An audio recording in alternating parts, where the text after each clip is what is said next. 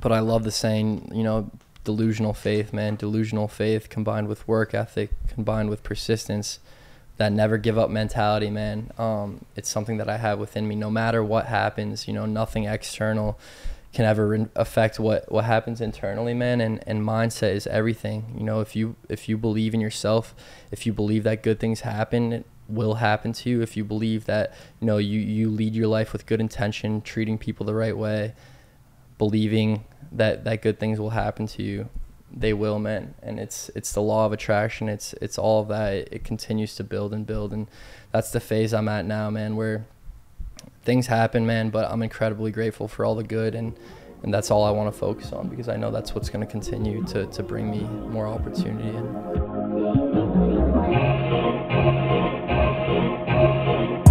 There we go. Thanks for coming through, Alex. Of course, boys. We've actually shot a podcast with you before. Yeah.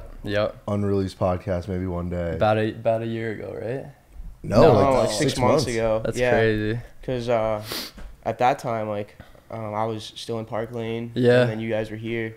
And we were recording in hotels at the time. We hadn't even met each other yet, and No. I think you and I connected online because of the soccer, the media stuff. So it's crazy how it all comes together. Totally. And so, I mean, we've been talking. We've gotten to know you a lot more recently, and you've had some, obviously, lifelong, you know, soccer player. That's been your passion. Yeah. I feel like recently there's been some events that have happened just like because of your persistence and hard work at that, that have, you know, gone in your favor. So, you know, we wanted to just sit down, chop it up, talk about that, and talk about, you know, the meaning of just working hard towards something, and, you know, kind of seeing it through and knowing that things will pay off eventually. Yeah, no, that's awesome, dude. I'm excited for it. A lot's changed since the last time we talked. A lot to kind of update each other on. So especially in the soccer field. So happy to get into it. Yeah. What's it like living out your childhood dream? You know, right now you're playing soccer at the highest level. What's that been like? It's pretty amazing, man. It's pretty amazing. Every day I'm kind of you know, checking myself in a way, just you know, because it's so easy to get carried away in the problems you have or the challenges you deal with. But when you know, I'm on the field and I'm realizing, listen, the sun's shining, I'm kicking a ball, I'm doing the thing that I've been doing since I was 3 years old, man, it's incredible. It's the best feeling. And yeah, it's just, I'm proud. It's I still don't feel like I've made it or anything like that, but it's just brings me so much joy. So it's a great feeling. Yeah. Bring us back to the beginning. You know, what was it about soccer, your introduction to the sport, that was so appealing to you? It's a good question, man, and it's pretty interesting. I think I look back, and even my home screen on my phone is a picture of me at like 2 years old in a soccer uniform with the ball on my feet. I don't know what it was that, you know, drew me to it initially. It could be the fact that my father was a professional player in Ukraine, and, you know, played for the team in Kyiv, Ukraine, as well as... I did not know that. Yeah. So that makes a lot more sense. Yeah, it makes sense. It makes sense. So it was always, you know, within me, and I had a soccer pacifier. My dad used to show pictures of me too and stuff like that. And then you combine that with the fact that my dad had a sports business here. He had a giant sports academy in Westwood, Massachusetts, the town that I grew up in. And that building was host to practically every sport under the sun, and had coaches, had talented players, athletes across gymnastics, basketball, fencing, soccer. So I grew up in that athletic environment of literally that being my daycare. Like when my dad would go to work, I would go with him there. So was always surrounded by sports. And with that being said, you know, I was exposed to a lot of sports. I played practically every sport throughout my childhood, literally from dance to fencing, like I said, to swimming. But it was always soccer that stuck. I always had a joy for soccer. I quit all the other sports and I stayed with soccer. Probably again because of the love that my family instilled it into me from the start. What age did you start like really focusing on soccer? Dude, it's crazy. I have vivid memories of being like 8 years old, going to 4th grade and training with my dad at 6 a.m. before school, you know. So in terms of seriousness, that's something that was instilled in me since a youngin'. But I got to the point, I think probably middle school, 6th grade, where most athletes know you have to make that choice if you're going to pursue a sport seriously. And I think around that age was when I said, all right, I'm going all in on this sport. This is my dream. I'm going to make it one day. So was that like when you thought you might be able to play at a higher level than most people? Yeah, man. I always believed I would be able to make it to the higher level, and something that's, you know, consistent been throughout my career is I've always been the underdog. I've never been the highest recruited player. I've never been the most talented player on any team. But I always believed in myself, and like I said, I had the work ethic since I was in, you know, elementary school, of knowing that it takes extra work to make it to where you want to be when you're not the most talented, when you're not the guy everyone's talking about. So it was just persistence, man. Yeah. What are the main differences growing up in the U.S. playing soccer and the systems that are in the U.S. with club teams or junior teams or whatever that looks like, and then compare that to Europe? It seems like in Europe, everything's just way quicker and like way younger and more accelerated, but obviously touch on, that's your space, like what that looks like. Yeah, that's definitely true, man. And I think it's honestly, it stems from a cultural thing. In Europe, football, soccer is the sport, the life. You know, kids are growing up, boys, girls, playing in the streets since the earliest of ages, you know. So here in America, obviously there's sports, there's tons of different professional leagues, every sport. So I think kids are distracted in a sense. It's not their only focus, but America, the United States, has made strides in terms of their youth development process. Even from the time that I was in the Revs Academy at 14 years old to now, it's insane. The resources, the opportunity. There's so much more attention, especially just with social media on soccer here in the States. And then of course you have the biggest stars now playing here and stuff like that. So the path is much clearer here for kids than it was when I was growing up. So it's made strides. But in terms of the differences, man, like football is the sport in Europe. And those clubs have been, you know, there for literally centuries. So, yeah, it's more like ingrained into the culture of lifestyle there. Do you see in the U.S. it continue to, obviously you talk about the growth that we've seen in recent years, but do you see it continuing, you know, massive growth in this industry, especially at the youth level? Yeah, absolutely. At a youth level. You know, I think it stems with, and I'm sure we'll get into it, but one of the things is the national team now. You know, practically every player on the national team is playing at the highest level in Europe, which wasn't the case back then. So it's clear that these guys, when they're starting from an early age, are, you know, now playing at the highest levels in the game and stuff like that. So it's only going to continue to grow, in my opinion. Yeah. So talk about your experience, you know, when you started taking it more seriously, you know, getting into a local academy at the New England Revolution, what that was like at first, and then, you know, venturing on to college. Yeah, man. It was a process, man. And like I said, something my father taught me at a very early age was that he was never going to push me. It always had to come from within. And I think that's in soccer and sports, but in life in general. So that was a choice I had to make internally. And there's days where it's hard. I remember sitting crying because I couldn't go to my middle school dance. I was traveling to Connecticut for a game, and in that game I didn't even step on the field, and how disappointed you feel at that time, at that age. But those are the little things that start to build the character, that start to build the discipline, that start to, you know, instill persistence, because that pissed me off, you know, but I'm gonna fight to prove these coaches wrong. I'm gonna fight to prove myself right. So at an early age, that kind of character, that kind of mentality started to develop. And when I was around 13 years old, I was playing the other major club here in Massachusetts for youth development is the Bolts, the Boston Bolts. And so I actually didn't make the Revolution my first year trying out for them, which was a big, you know, it was a disappointment for me at the time. So I ended up playing for that Bolts Academy.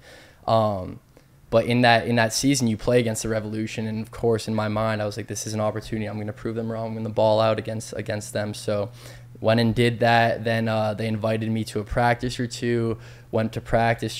They started to get familiar with who I was and stuff like that. Went to some open tryouts stuff they had, and the following year, I made the team, and that's kind of how I entered that system. So again, like even back then, showed that I didn't make it at first, but I was not willing to give up. And it was especially hard because a lot of the kids I was playing with, they had made it. Some of my best friends had made it that first year, so you can imagine what it was feeling like. But Yeah, man, mentality.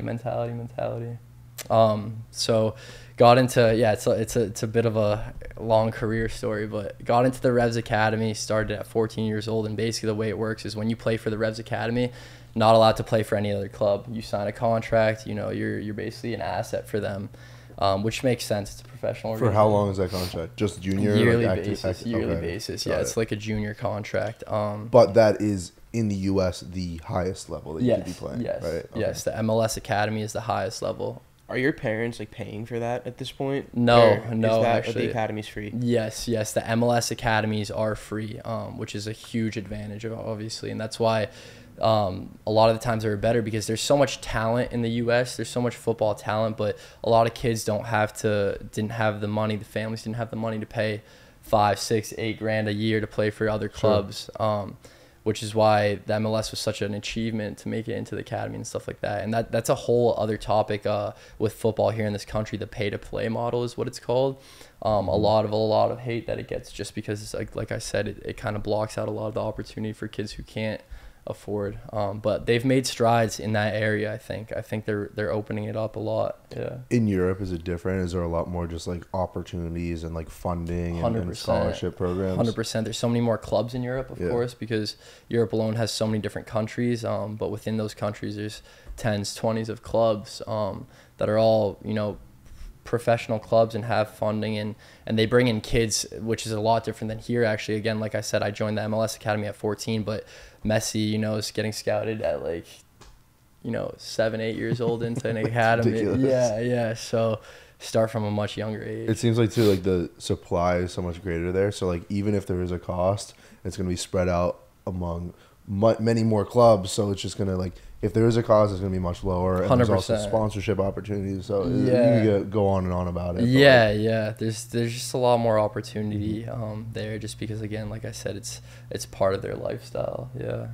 So then you were in the Revs Academy, and then did you play soccer at Westwood High, or did you? I didn't. Yeah. So that was a big thing too, and the coaches at Westwood High were always kind of, when I was in the hallway, like, you're gonna train with us today, this, that. I was like, I can't, coach. Because Revs Academy had practice every day, and like I said, they don't allow you to play for other teams at all. So throughout my entire high school career, I never stepped on the field for Westwood High School. Always wanted to, because it was fun. Like Friday Night Lights, you hear about all that stuff. You hear the stories of all my friends playing in front of the town and stuff like that, but never got to. But for me, it was like a sacrifice worth paying in a way, you know. Were you? It's hard to like not like say this was an ego, but like, were you at a completely different level than that high school, that public, you know, MIAA high school? You know, yeah, without the ego, I would say that I was, for sure. There's a reason that, you know, I was playing for the Revs Academy, and some other kids weren't. Not to say that there wasn't talented kids in Westwood High School, but just the level difference in terms of you're taking someone who's training on a daily basis multiple times a day versus someone who's kind of doing high school soccer as a hobby after school or whatever, stuff like that. So yeah, humbly, I would say that, that was the case. Got it. And then ultimately, was it Revs Academy that got you recruiting exposure and got you recruited to play at the next level? Absolutely. Yeah, absolutely.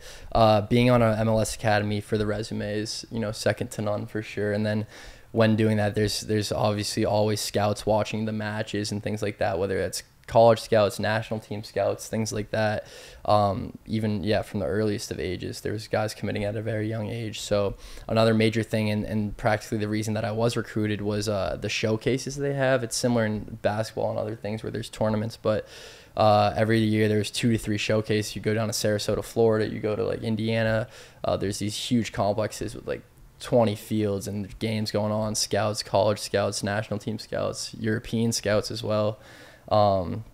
Things like that. And then the MLS created something that I'm actually not sure if it's I think it's called something else now. It's probably MLS Next Fest, but used to be called GA Cup, which was Generation Adidas Cup, where they would bring professional teams from all over the country, all over the world, South America, Europe, to play against MLS teams. So just another way that they were building it. Yeah. And in the academies, are there 2 ways you can go? You could either go the collegiate route or a professional route from there? Yeah, exactly. So you get to the age where you're a senior in high school, and you know, there's 2 paths. The club either signs you and you become a professional player, to which then you can't go on to play college, or you take the college route. And it's different for each kid. Some kids get offered a professional contract, but they don't take it because, you know, education and going and getting a degree under your belt and the family pressure and the societal pressure, all that kind of stuff. But there's other kids like, you know, that I played with, multiple guys that signed at the 16, 17-year-old mark, never ended up going to college, and now are professional players. Especially now with what they've developed with the MLS Next Pro, is the league for the second team that they have now. So there's an entire league for, say, in a way, a G League, where the younger guys who sign professional contracts but don't break into the first team, they're there to develop and stuff like that. So still professionals, but, you know, didn't go the college route either. So ultimately, you chose to go to Michigan State. I did. Talk about your time there. I mean, it's a big time, like, you know, Power 5 football conference at least. But what's it like for soccer? Is it? Yeah, it was incredible, man. It was incredible. I got scouted. I got recruited to Michigan State at one of those showcases. The scouts, the coaches were actually there watching a Res Academy teammate of mine who had committed there. So they were there watching them. And in that game, I ended up playing very well. I think I got a goal and an assist and stood out in that match, and then was in touch with them. And I had always wanted to go to a big sports school. I had always wanted to get out of state, out of New England. So for me, it turned out to be the perfect fit. I went on my visit there, was so beyond excited because I knew how big of a school Michigan State was at the time. I think the year before they made it to the Sweet 16 or the Elite 8. Went on my visit there, man, and I remember my dad is always joking about it, but I committed the day after the visit ended. You know, saw the party, saw the people, saw all that. The guys on the team gave me a good time. Went to a game, committed the day after, and man, it turned out to be an experience better than I could have ever imagined. Michigan State gave me a lot, both as a player and a person. I never quite, first of all, my freshman year, had an amazing experience, went to the Sweet 16. Sophomore year, made it to the Final Four, which is something that, you know, 90% of players won't do in their lifetime. So got to experience a college cup where in Santa Barbara, you know, Final Four on a global scale.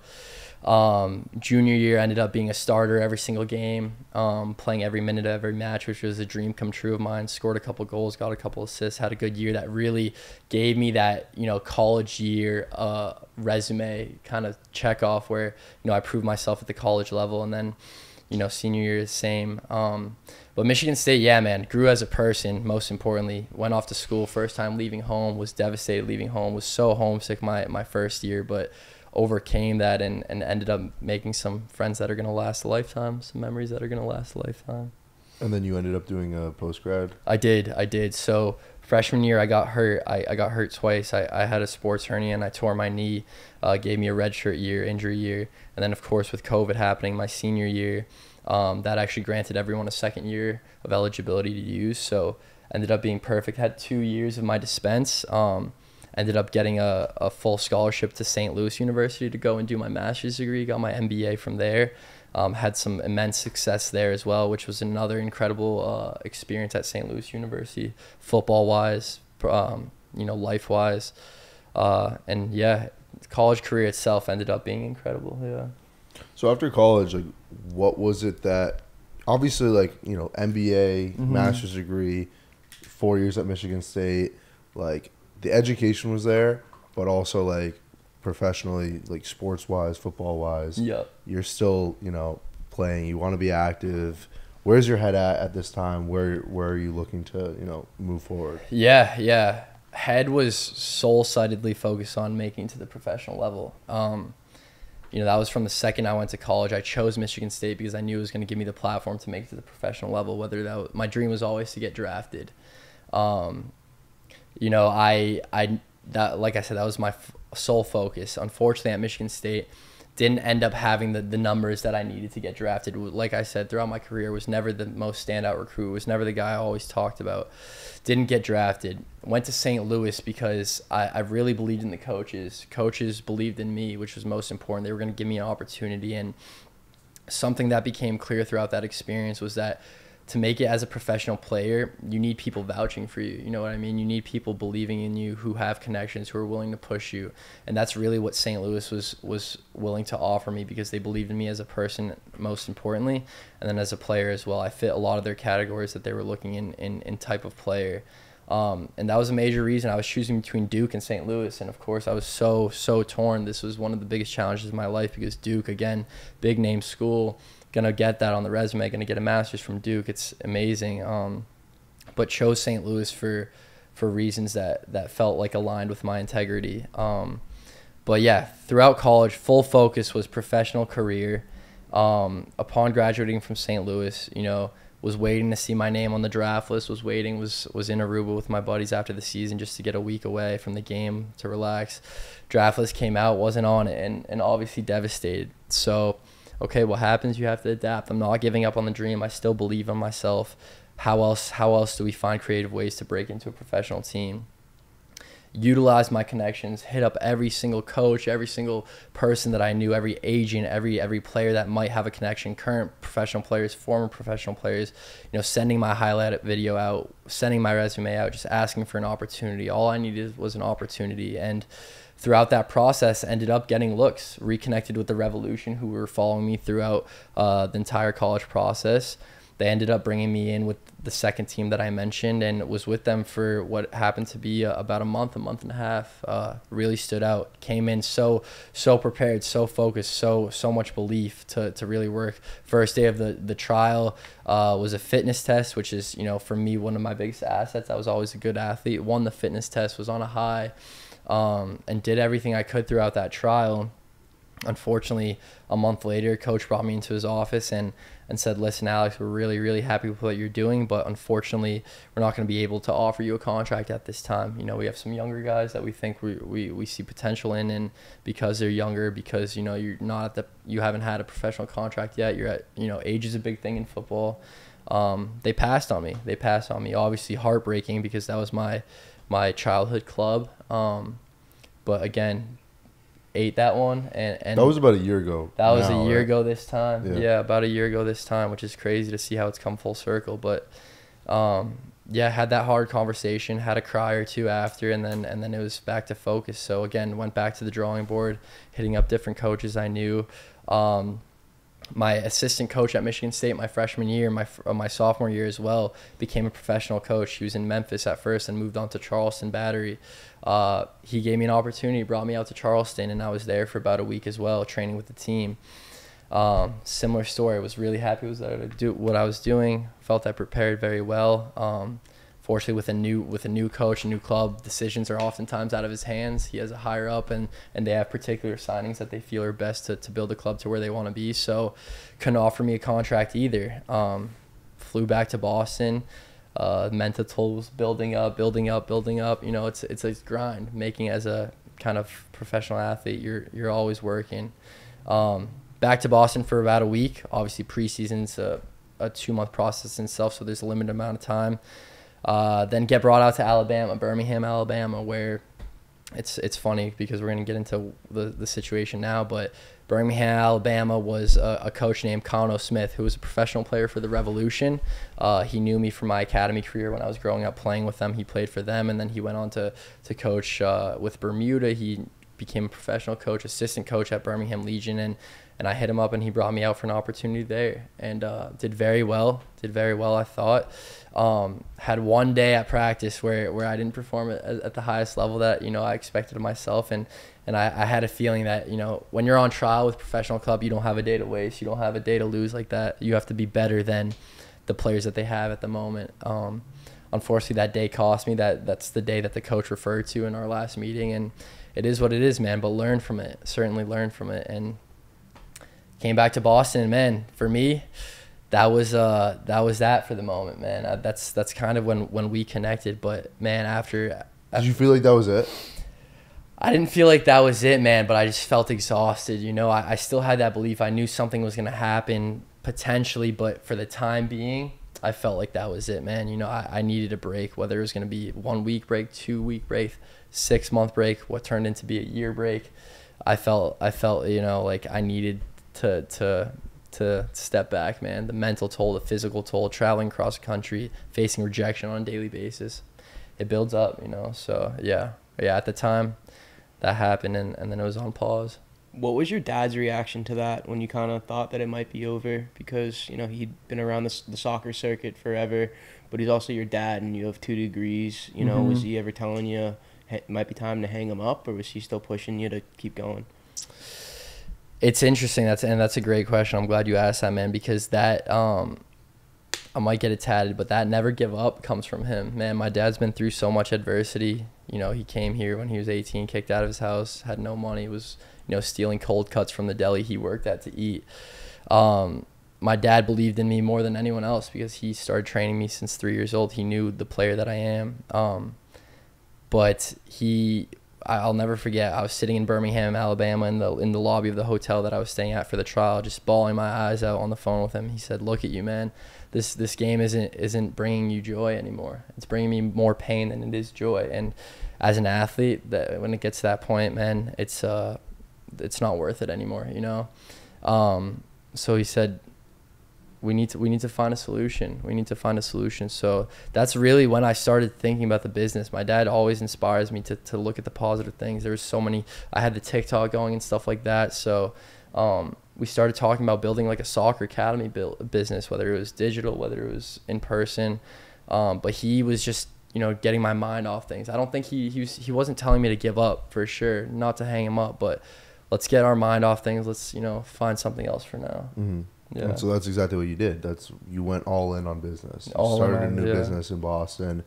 You were completely shifting your focus, it seems like, 100%. Right? And you're still training here and there, right? Still training, man. Still playing for a local like amateur club because I went through a phase where I had a sour taste in my mouth towards the game just because I always felt like, you know, I was always the hardest working person I knew, always were the hardest working player I knew. And oftentimes, I mean, this is in life. It's the game's not fair, man. Guys who don't work as hard are going to make it sometimes. That's just how the cards fall. But that's why I had a sour taste in my mouth for a little bit, and I stepped away completely. I threw my cleats in the back of a closet, hit every ball that I had. You know, I didn't want to see the game. Started doing business, started doing what we're doing here in Boston. Really, really good stuff because it distracted me and it took off right away, you know. So I wasn't thinking about it because we had some success out the gate with that stuff. But yeah, just completely step away. Mm-hmm. And so, well, I think the first opportunity that came back, right, would be national team, right?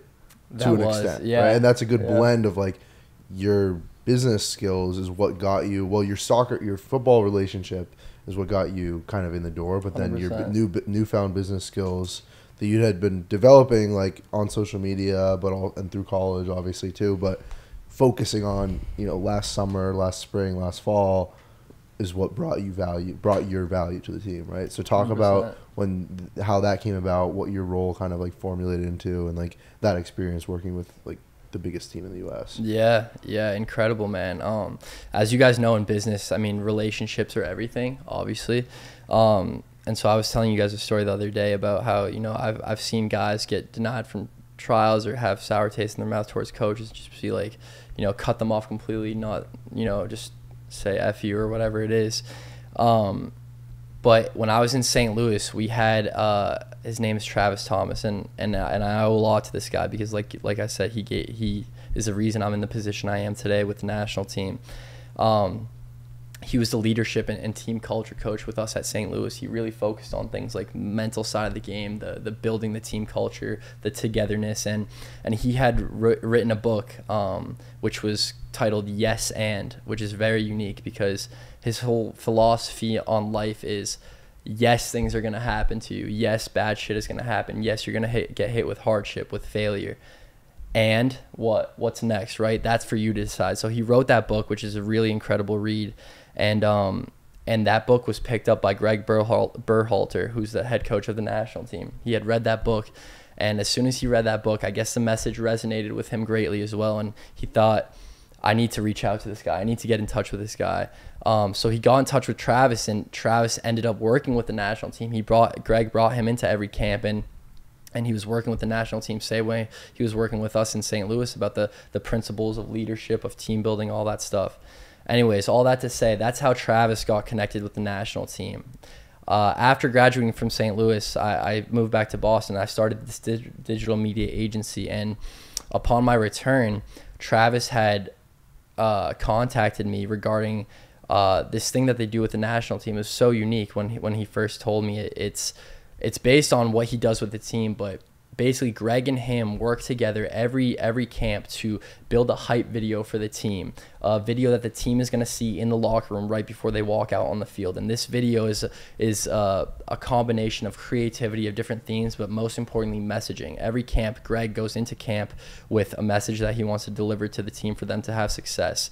And the purpose of this video is to deliver that message in a creative way that hypes up the guys and gets them to go out and perform on the team. So they developed this position, and unfortunately, the guy who was making the videos at the time, he had moved in-house to Inter Miami when Messi came to work with them on their media. Extremely talented guy. So Travis had seen everything that I'm doing here in Boston on the digital media side with the videos and stuff like that, and called me one day and was saying, Alex, this unique opportunity to open up with the national team. Obviously, you've seen some of the videos that we've done. We showed you them in St. Louis. Do you happen to know anyone that would be a good fit? I know you kind of work in this space now. And immediately I was like, I'm the guy, Travis. I was never going to recommend anyone else. You know what I mean? I was going to say, so I had no clue what I was doing at the time. I had to fib a little bit in terms of, you know, understanding exactly what this role was going to demand. But I said, I'm the guy. And, yeah, man, that kind of took off from there. Went through some of the administration process, got on a call with BJ Callahan, the assistant coach, got on a call with Greg, went through the interview process, showed them the resume and stuff like that. Built a relationship over a couple weeks, and then opportunity came in September for our first camp, and went with them to the first camp.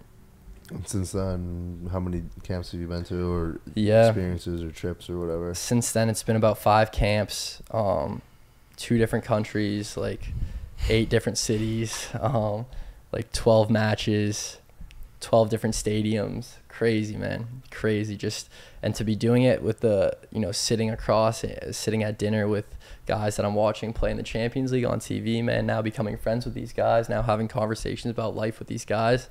I'm pinching myself to this day. I still get the email for the next camp, and I'm like, this is crazy. That's nuts. Yeah. So what's next for you? It's a good question, man. I wish I could tell you. It seems to be changing on a daily basis. Right now I have a couple avenues I'm pursuing. Obviously with soccer, I'm playing soccer with Rhode Island FC, which is an opportunity that came up out of the blue. The professional team we have in Rhode Island now. I've been training with them all through preseason. I'm heading to camp with the national team this weekend for Nations League semifinals, finals. First against Jamaica. If we win, we play against the winner of the Mexico game. We have business going on here. We're doing business together, guys. Like, I couldn't tell you what's next. It's always changing. I want to touch on the Rhode Island team too. Yeah, real quick. I feel like we just got into that, but like, that was also another thing. It was like the relationship, like you talked about with the coach from Alabama, but reaching back out, and it was almost just unexpected. You're in this stage where you're just business focused, and you got an opportunity with the U.S. national team, but that's more of a business position. Now they want you to play again, and like you're like, I'm ready. This is the right thing. Like I wasn't ready. I wasn't ready. Yeah. Mentally, I was ready, but physically and technically, yeah. You got your ass kicked a couple times. Just like thinking about where it's so funny because soccer, I've like come to learn as I've gotten older, it's 90% mental at the highest level. Everyone's fast, everyone's strong, everyone's fit, technically good, but I get this call, man, and I haven't been training for months, man, and it's like the call is, hey Alex, are you available to play in a preseason game with us tomorrow? And here I am. I had just killed my legs in a lower body workout, and I'm just like, no, but yeah, like I'll be there for sure. So pretty crazy how that came in. Yeah. And this was from a coach who you had some experience with before. Yeah, this is a coach that a year ago around this time in Alabama had rejected me, told me he wasn't going to sign me. And to make it even more special, I hadn't lost a dream. That dream is always in me and always will be. So this past winter when, the clubs were starting to form their roster, preseason was starting, I had reached out to this coach in Rhode Island over text while I was in Mexico on vacation. Coach, I know we haven't spoken in a while, but you know, I've made some progress since the last time you've seen me. Physically, mentally, I'm a different player person. Would love just the chance to train, an opportunity to come to practice. Get the response a couple hours later. I'm shaking. I see the name come up. Alex, I've always tried to be transparent with you. We don't want to be honest with you and my players. I simply don't think you're good enough to make our roster. I don't want to waste your time. So unfortunately, no, we're not going to have you into training. That's blunt. Blunt, which again, I appreciate. It's hard to hear, but I appreciate. Did he really say, I simply don't think you're good enough? Yeah. Wow. Yeah. You still have that text? You gotta, I do. We could put it up here. Still have that text. And so, yeah, man, get that text, you know, have a couple drinks. And then again, soccer dream goes away, man. Soccer dream goes away for another month and a half. I get back to Boston. Like I said, back to focus on business, man. We're living here. I'm working out. The morning I'm working out, I'm literally walking out of the gym, and I get a call from this coach saying, Alex, I hope all is well. We have a preseason game tomorrow against another professional club. It's our first preseason game. One of our guys got hurt. He can't play. We need an extra number for the roster. Are you available? I'm like, of course, coach. Of course I'm available. Yeah. Of course I'm available. So I drove there, man. I drove there. Again, he said on the phone, like, listen, like, you're going to have a chance. Again, talking about the fact that he's not looking at me, but the other team's going to have a chance to look at me. So it's a good opportunity to play. And he's like, I'm not, there's no way I'm going to sign you. He's still saying all this. End up going to the game again, completely unprepared, but mentally just go have fun, man. You know, I'm going to have an opportunity to play in a professional match. What's there to lose? I literally have nothing to lose. You know, nothing's going to come from this. I'm going to go back to just drive back to Boston, back to work after. Go to the match, man. He gave me 20 minutes. He told me on the phone, he was like, yeah, I don't know if you're going to get in or not, this, that. I'm also going to play you at fullback position because, you know, fullback's kind of, you're not going to get the ball as much. You know, you're just going to fill in. Game time comes around. He pulls me aside. He's like, Alex, you're actually going to start the second half. You're going to be playing center midfield, and you're going to get some minutes. I'm like, wow, this completely turned around from what I expected. Anyways, I ended up playing that match. Had a decent game, guys. Again, was playing free, was just having fun. I was with one of my buddies that's one of my best friends that we grew up playing for the Revs for. Had some good balls, like some highlights, stuff like that, man. And just had fun and knew that. I knew that I had a decent performance, you know. I knew that people took notice because the guys were coming up, giving me high fives after. Good stuff. We get back on the bus. We get to Rhode Island, back to the locker room, and Coach pulls me aside. Alex, why don't you come and talk to me after you shower up and change? Like, okay, probably just so you, and thank you for coming. I appreciate such short notice.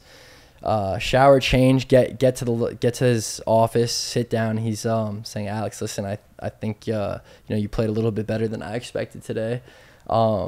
You know, as preseason comes, preseason's long, man. Would love to have you for training tomorrow, and let's just see what happens. For me, again, like, mind blown, dude. Like, let's go. I did well enough. I get to play again. I get to go another day, and that's that, man. Went the next day.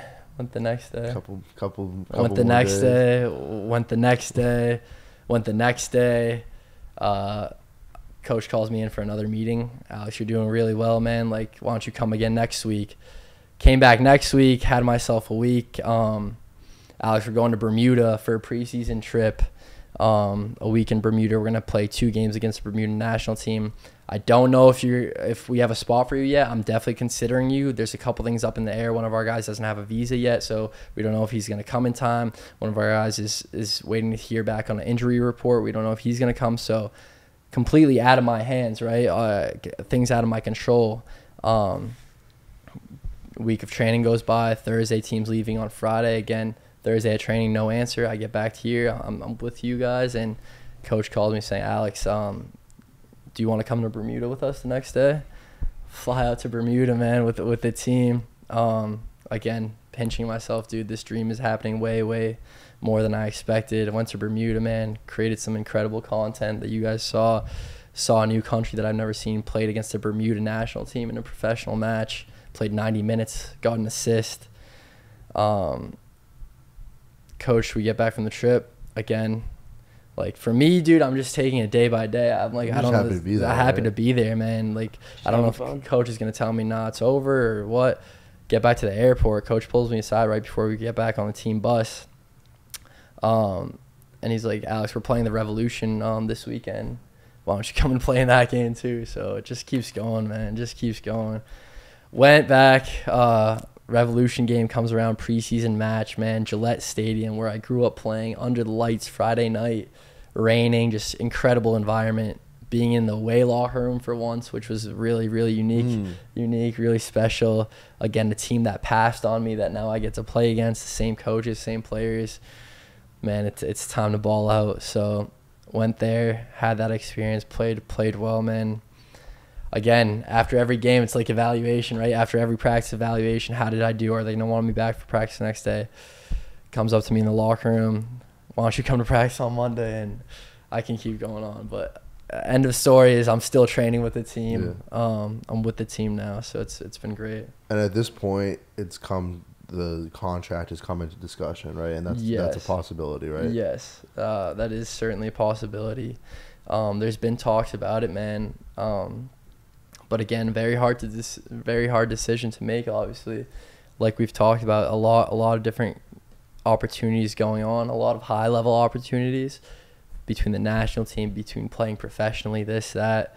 So some difficult decisions to make for sure that I'm in the process of, consulting with my friends, my close friends, my family, myself, most importantly. And yeah. Yeah, I think I think we should do another podcast next week or a couple of weeks from now, like just to talk about the whole other side of stuff too, like business and like what you're working on, so that people can understand like what you're balancing. But like, I think just to kind of wrap it up with this thoughts, like just kind of touch on the consistency that like has gone throughout this whole story of always being the underdog, like even from your father, like what you've learned from him, and then the feeling of like now it's like, holy shit, like because of that consistent work that you put in, now you have all these options that like some of which are what your childhood dreams were that you might not even be able to take because of things that you've just put yourself in place for. Yeah, man. Yeah.